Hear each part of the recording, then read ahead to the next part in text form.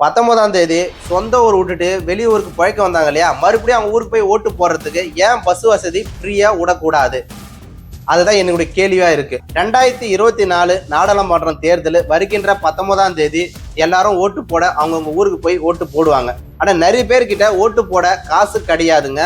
என்னடா சொல்ற, ஓட்டு போடுறதுக்கு காசு தேவைப்படுதா? கண்டிப்பா தேவைப்படுது. சொந்த ஊரை விட்டுட்டு வெளியூருக்கு பழைக்க வந்த ஆட்களுக்கு கண்டிப்பா தேவைப்படுது காசு. ஒரு எக்ஸாம்பிளுக்கு சொன்னோம்னா, மதுரையில இருந்து ஒருத்தர் சென்னைக்கு வந்து வேலை செய்யறாரு.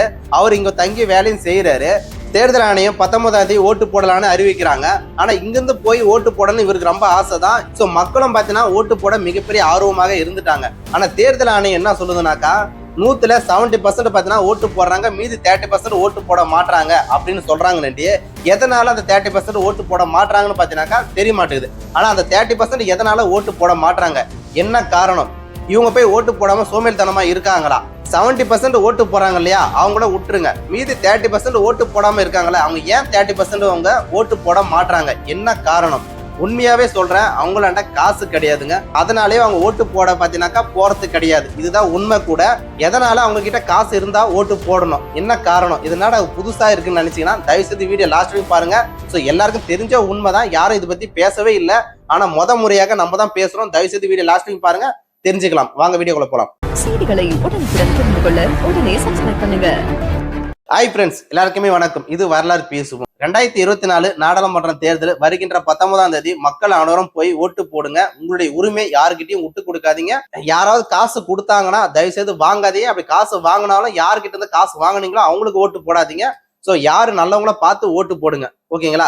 ஸோ அதை தான் நான் சொல்ல வரேன். ஏன்டா நீ ஆரம்பத்துல பேசும்போது 100ல 70% பார்த்தீங்கன்னா ஓட்டு போடுறாங்க, மீதி 30% ஓட்டு போட மாட்டாங்க. அந்த 30%க்கு ஏன் ஓட்டு போட மாட்டான்னு கேள்வி கேட்டாக்கா, அவங்க பாத்தீங்கன்னா காசு வேணும்னாங்களே. அது என்னடா சொல்றான்னு கேட்டீங்கன்னாக்கா கண்டிப்பா நான் சொல்றேன். ஒரு எக்ஸாம்பிளுக்கு, மதுரையில இருந்து சென்னைக்கு ஒருத்தர் வேலைக்கு வராருங்க. இங்க சென்னையில தங்கி அவர் வேலை செய்யறாரு. ஆனா இங்கிருந்து போய் ஓட்டு போடணும் தான் இவருக்கு ஆசை இருக்கு. 19ஆம் தேதி போய் ஓட்டு போறதுக்கு இவராட்ட காசு கிடையாதுங்க. இதுதான் உண்மை கூட. தமிழ்நாட்டில் இருக்கக்கூடிய முக்கவாசி மக்கள் கிட்ட இருக்கக்கூடிய குறைகள் பாத்தீங்கன்னா அவங்களோட காசு கிடையாது.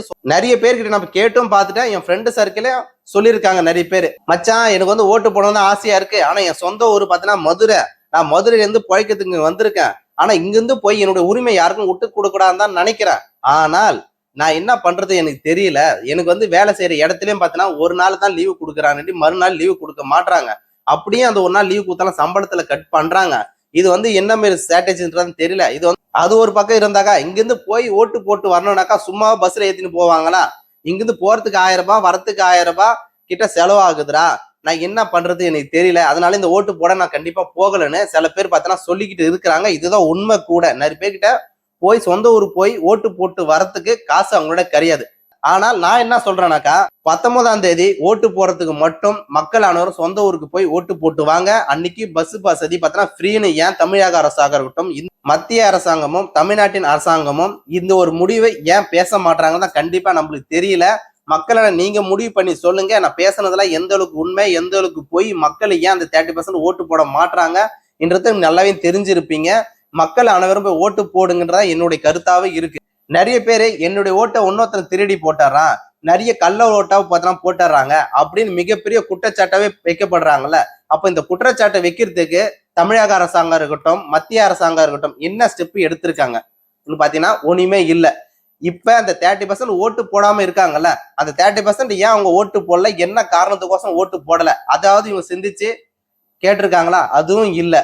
கண்டிப்பா சொல்றேன், இந்த 30% ஓட்டு போடாதவங்களுடைய சூழ்நிலை கண்டிப்பா அவங்களோட காசு இல்லை. சொந்த ஊருக்கு போய் சொந்த ஊர் விட்டுட்டு வெளியூருக்கு பழைக்க வந்திருக்காங்க இல்லையா, அந்த 19ஆம் தேதி மட்டும் சொந்த ஊருக்கு போய் ஓட்டு போடுறதுக்கு ஏன் பஸ் வசதி ஃப்ரீயா விட மாட்டாங்க தமிழக அரசாங்கம்? ஏன்னாக்கா நிறைய பேர்கிட்ட காசு இல்லைங்க. போய் ஓட்டு போறதுக்கு கூட காசு இல்லாம சூழ்நிலை தமிழ்நாட்டுல இருக்குங்க மக்கள்கிட்ட. அதனாலதான் மக்கள் பார்த்தீங்கன்னா நிறைய பேர் ஓட்டு போடவே யோசிக்கிற காரணமாவே இருக்கு. ஒரு எக்ஸாம்பிளுக்கு, மதுரையில இருந்து சென்னைக்கு ஒருத்தர் வேலைக்கு வராரு இல்லையா, அவர் இங்கிருந்து போறதுக்கு 2000 ரூபாய் கிட்ட செலவு பண்ணணும், 2 நாள் கிட்ட லீவு போடணும், அடுத்த மாசத்துக்கு அவர் மறுபடியும் பார்த்தோன்னா மெயின்டைன் பண்ணணும். அது மிகப்பெரிய ஒரு கஷ்டமாவே படுது. அன்னைக்கு ஒரு நாள் மட்டும் கவர்மெண்ட் பஸ் ஃப்ரீயா விட்டாங்கனாக்கா அவங்களுக்கு மிகப்பெரிய உதவியாக இருக்குங்க. மக்களும் பார்த்தீங்கன்னா 900 ரூபாய் ஓட்டு போடுவாங்க. கள்ள ஓட்டு போறதுக்கு, கள்ள ஓட்டு யாருமே போட மாட்டாங்க. இது மூலியமா நம்ம கள்ள ஓட்டு போடுறத தடுக்க முடியுங்க. கவர்மெண்ட் லீவு மாரி 19ஆம் தேதி அறிவிக்கணுங்க. அது மட்டும் கிடையாது, அறிவிச்சா மட்டும் போதாது, எல்லா கடையும் பார்த்தீங்கன்னா மூடணும். அப்ப மூடனா மட்டும்தான் மக்கள் பார்த்தீங்கன்னா அனைவரும் போய் ஓட்டு போடுறதுக்கு போவாங்க. அந்த கடைக்காரங்களும் எதுவுமே சொல்ல மாட்டாங்க. இதுவே கடை எல்லாத்தையும் ஓப்பன்ல இருந்ததுன்னா கண்டிப்பாக மக்கள் போய் யாருமே ஓட்டு போட சொந்த ஊருக்கு போக மாட்டாங்க. கவர்மெண்ட்டும் இது மூலியமா எந்த ஒரு கருத்துமே பதிவு செய்யலைங்க. கவர்மெண்ட் இந்த விஷயத்துல யாருமே கவனம் செலுத்தாம அவங்க ஓட்டு கேட்கறதுலயே இருக்காங்கன்னு மக்களை எப்படி வந்து ஓட்டு போடுவாங்க அப்படின்னு யோசிக்க மாட்டாங்க. ஓகேங்களா? நிறைய பேர் சொந்த ஊர் விட்டு வெளியூருக்கு வந்திருக்காங்க. அவங்க கிட்ட காசு இருக்கா, காசு இல்லையா, எப்படி அவங்க வந்து ஓட்டு போடுவாங்க, அவங்க போட மாட்டாங்கன்னா என்ன மாதிரி சூழ்நிலை உருவாகுது, அப்போ நம்ம என்ன பண்ணணும் என்றது இந்த கவர்மெண்ட்டுக்கு தெரியுமா தெரியாதான்றதுதான் தெரியல.